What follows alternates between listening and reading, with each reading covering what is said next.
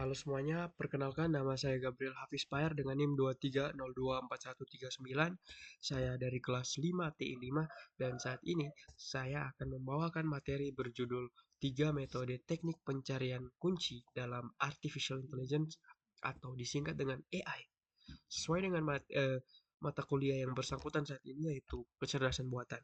Nah, presentasi ini akan membahas eh, perbedaan dan penerapan dari tiga algoritma pencarian utama, yaitu ada depth first search, kemudian ada breadth first search, dan best first search.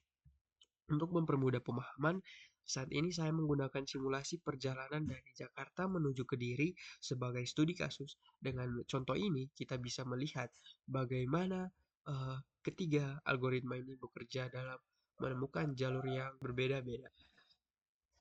Nah, eh, kita masuk selanjutnya.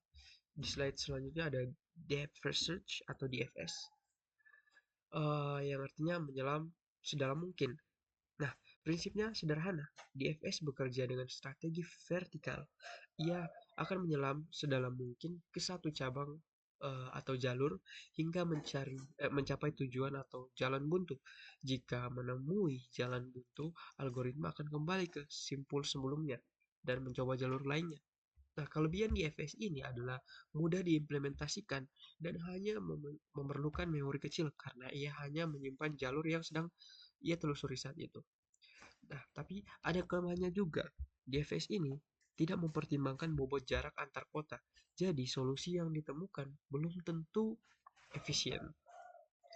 Misalnya, dalam kasus kali ini, saya uh, mulai dengan simulasi perjalanan Jakarta ke Cirebon itu eh, 200 km, kemudian ke Semarang 240 km, kemudian ke Solo 90 km, kemudian ke Madiun 110 km, kemudian ke Kediri sama dengan 120 km.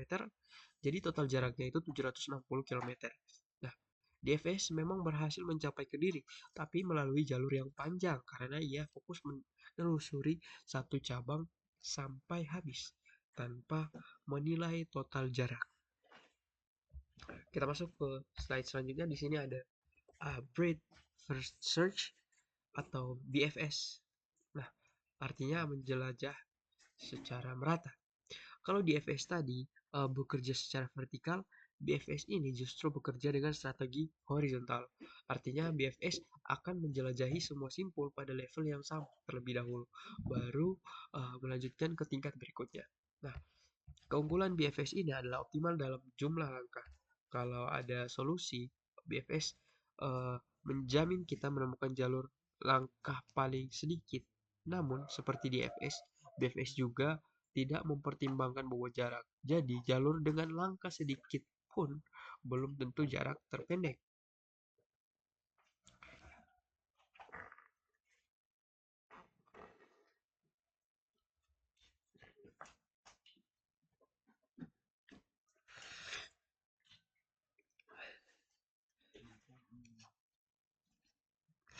Nah, eh, contohnya dalam kasus kali ini, BFS menemukan jalur Jakarta ke Cirebon, ke Solo, kemudian ke Kediri. Nah, dengan total jarak 750 km, ini lebih efisien daripada DFS. Tapi tetap belum optimal karena BFS ini tidak menghitung jarak tiap langkah secara menyeluruh. Pada bagian selanjutnya ada best first search atau disingkat dengan BAFS. Pencarian ini berpanduan heuristik. Jadi metode ini berbeda karena bersifat terinformasi.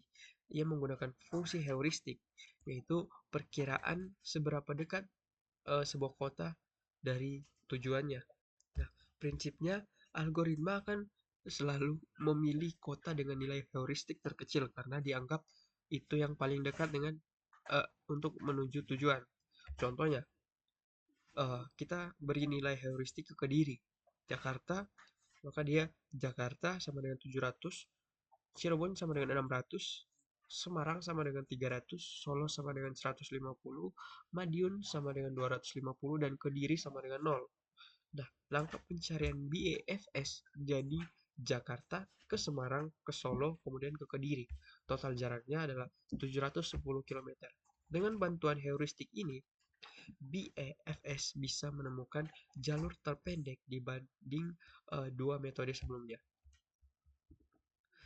Nah, selanjutnya kita masuk ke perbandingan dan em, kesimpulan. Nah, dari tiga metode tadi yang saya bacakan, hasilnya bisa dibandingkan seperti ini. DFS eh, itu sama dengan Jakarta ke Cirebon, ke Semarang, kemudian ke Solo, kemudian ke Madiun, kemudian ke Kediri. Hasilnya 760 km.